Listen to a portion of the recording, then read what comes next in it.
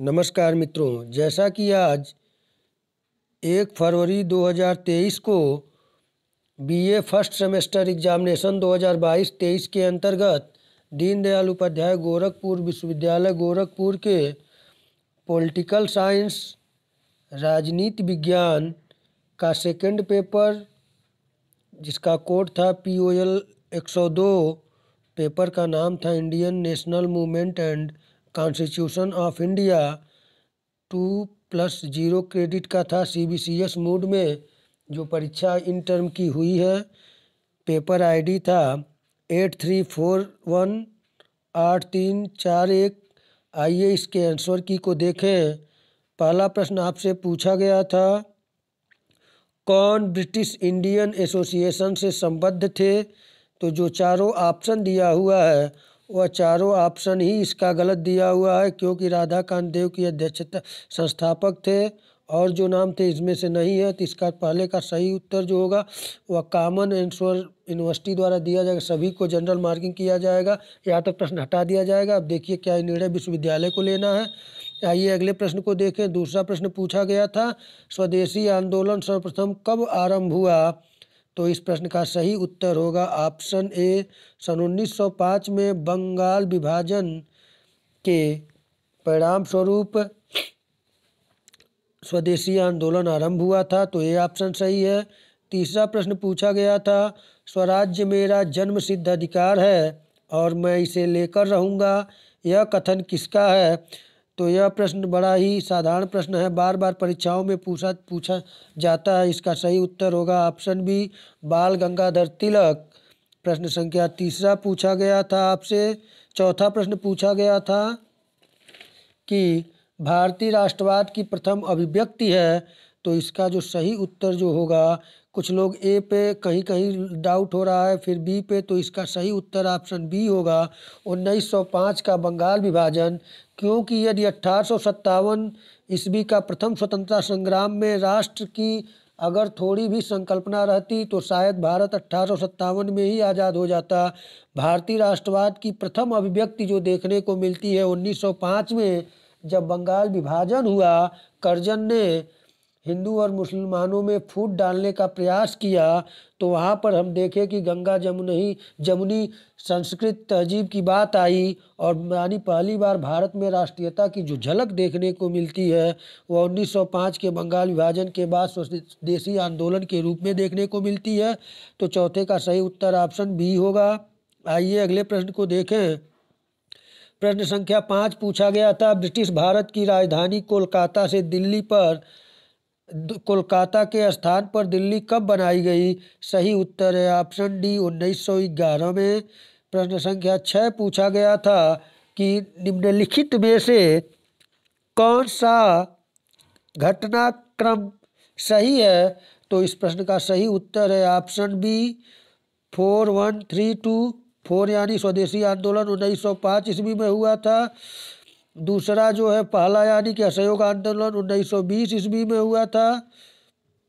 उसके बाद भारत छोड़ो आंदोलन नहीं, तीसरा होगा सविनय अवज्ञा आंदोलन 1930 ईस्वी में। उसके बाद सबसे अंतिम में भारत छोड़ो आंदोलन 1942 ईस्वी में। तो इसका सही आंसर जो होगा 4132। तो ऑप्शन बी सही है।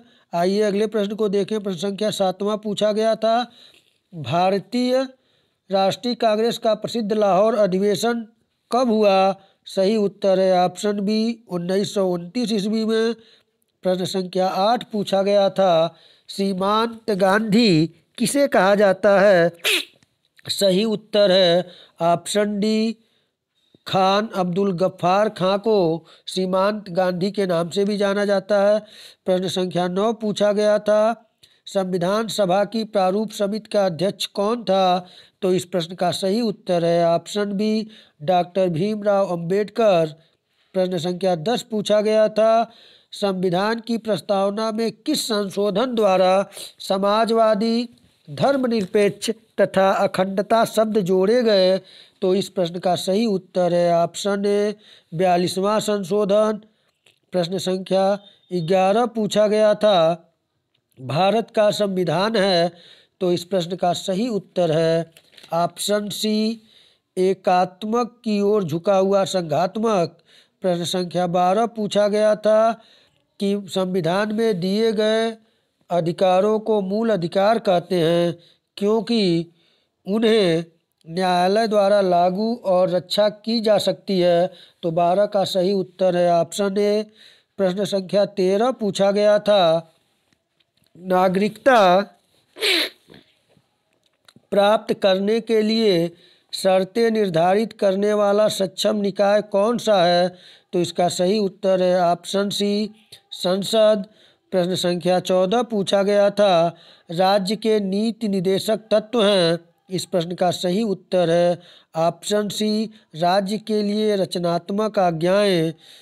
प्रश्न संख्या 15 पूछा गया था भारत की सेनाओं का सर्वोच्च सेनापति होता है। तो इस प्रश्न का सही उत्तर है ऑप्शन डी राष्ट्रपति। और प्रश्न संख्या 16 पूछा गया था राष्ट्रपति पर महाभियोग लगाने का अधिकार है। तो सही उत्तर है ऑप्शन सी संसद के दोनों सदन। प्रश्न संख्या 17 पूछा गया था केंद्रीय मंत्रिपरिषद अपने कार्यों के लिए निम्न में से किसके प्रति उत्तरदायी है? सही उत्तर है ऑप्शन बी लोकसभा के प्रति। और प्रश्न संख्या 18 पूछा गया था कोई विधेयक वित्त विधेयक है अथवा नहीं, इसका निर्णय कौन करता है? तो सही उत्तर है इसका सही उत्तर होगा ऑप्शन सी लोकसभा अध्यक्ष। प्रश्न संख्या 19 पूछा गया था राष्ट्रपति लोकसभा में आंग्ल भारतीय समुदाय के कितने सदस्य मनोनीत कर सकता है? तो लोकसभा में करता है 2। सही उत्तर है ऑप्शन बी। प्रश्न संख्या 20 है संसद का अर्थ है। तो सही उत्तर होगा ऑप्शन डी लोकसभा राज्यसभा तथा राष्ट्रपति को मिलकर संसद का निर्माण होता है। प्रश्न संख्या 21 राष्ट्रपति किसे प्रधानमंत्री नियुक्त करता है? सही उत्तर है ऑप्शन ए लोकसभा में बहुमत दल के नेता को राष्ट्रपति प्रधानमंत्री नियुक्त करता है। प्रश्न संख्या 22 पूछा गया था राज्यसभा सदस्य कितनी अवधि के लिए निर्वाचित होते हैं? सही उत्तर है ऑप्शन बी 6 वर्ष के लिए। इसका बी ऑप्शन सही है 22 का। 23 नंबर प्रश्न पूछा गया था उपराष्ट्रपति का निर्वाचन कौन करता है? सही उत्तर है ऑप्शन सी लोकसभा व राज्यसभा। प्रश्न संख्या 24 पूछा गया था राज्य मंत्रिपरिषद सामूहिक रूप से उत्तरदायी होती है। 24 नंबर प्रश्न पूछा गया था राज्य की कार्यपालिका का संवैधानिक प्रधान होता है। तो इस प्रश्न का सही उत्तर है ऑप्शन है राज्यपाल। प्रश्न संख्या 25 पूछा गया था राज्य मंत्रिपरिषद सामूहिक रूप से उत्तरदायी होती है। तो इस प्रश्न का सही उत्तर होगा ऑप्शन बी विधानसभा के प्रति। प्रश्न संख्या 26 पूछा गया था सर्वोच्च न्यायालय के न्यायाधीश की सेवानिवृत्ति आयु है। तो इस प्रश्न का सही उत्तर है ऑप्शन सी 65 वर्ष। आइए अगले प्रश्न को देखें। प्रश्न संख्या 27 आपसे पूछा गया था संविधान की रक्षा की जिम्मेदारी किसकी है? बहुत ही आसान क्वेश्चन था। इस प्रश्न का सही उत्तर है ऑप्शन डी सर्वोच्च न्यायालय। प्रश्न संख्या 28 पूछा गया था वर्तमान में देश के कितने उच्च न्यायालय कार्यरत हैं? सही उत्तर होगा ऑप्शन सी 25। प्रश्न संख्या 29 पूछा गया था संविधान के किस अनुच्छेद में जिला न्यायालयों का प्रावधान किया गया है?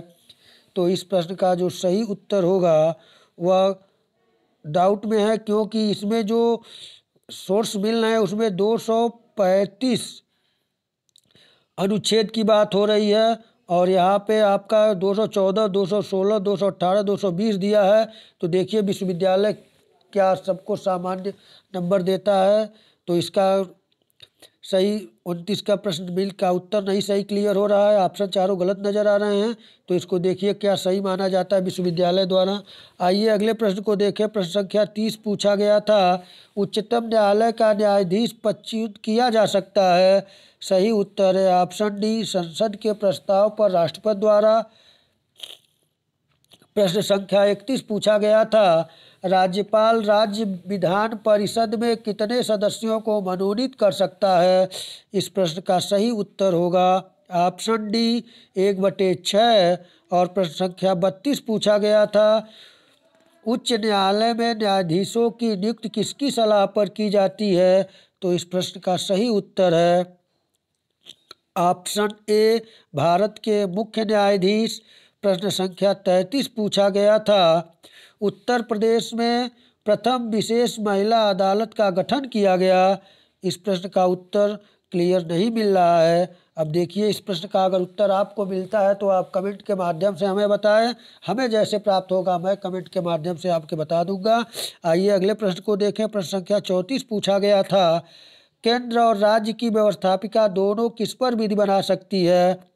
तो इसका सही उत्तर है ऑप्शन डी ए सभी। प्रश्न संख्या 35 पूछा गया था, केंद्र और राज्य के बीच शक्तियों का बंटवारा संविधान की किस सूची में किया गया है? इस प्रश्न का सही उत्तर है ऑप्शन बी 7वीं अनुसूची में। प्रश्न संख्या 36 पूछा गया था, संविधान के किस अनुच्छेद द्वारा राज्यों को अनुदान देने की व्यवस्था की गई है? इस प्रश्न का सही उत्तर होगा ऑप्शन ए 275 अनुच्छेद। प्रश्न संख्या 37 पूछा गया था, अनुच्छेद 371 के उपबंध कितने राज्यों पर लागू हो रहे हैं? इस प्रश्न का सही उत्तर होगा ऑप्शन बी 11। प्रश्न संख्या 38 पूछा गया था, भारतीय जीएसटी में कितने प्रकार के कर होते हैं? तो इस प्रश्न का जो सही उत्तर होगा वह होगा ऑप्शन डी 4, 4 प्रकार। प्रश्न संख्या 39 पूछा गया था, राष्ट्रीय अनुसूचित जनजाति आयोग का गठन कब किया गया? इस प्रश्न का सही उत्तर है ऑप्शन बी 2003। प्रश्न संख्या अंतिम पूछा गया था 40 नंबर प्रश्न, किस संविधान संशोधन द्वारा मताधिकार की आयु 21 वर्ष से घटाकर 18 वर्ष कर दी गई? इस प्रश्न का सही उत्तर है ऑप्शन बी 44वें संविधान संशोधन द्वारा। तो मित्रों, इस प्रकार आप लोगों का political science BA first semester second paper के 40 इंटर्म एग्जामिनेशन के जो प्रश्न थे उनके आंसर की मैं यथावत अपने अनुसार और इसके सोर्सों को देखकर एकदम सही बताने का प्रयास किया हूं। अगर 1-2 प्रश्न इधर उधर होंगे तो आप उसे कमेंट के माध्यम से सूचना देंगे। तो मित्रों, आप लोगों का पेपर बहुत अच्छा हुआ हो, आप लोग अच्छे अंकों से पास हों, इसी शुभकामनाओं के साथ नमस्कार।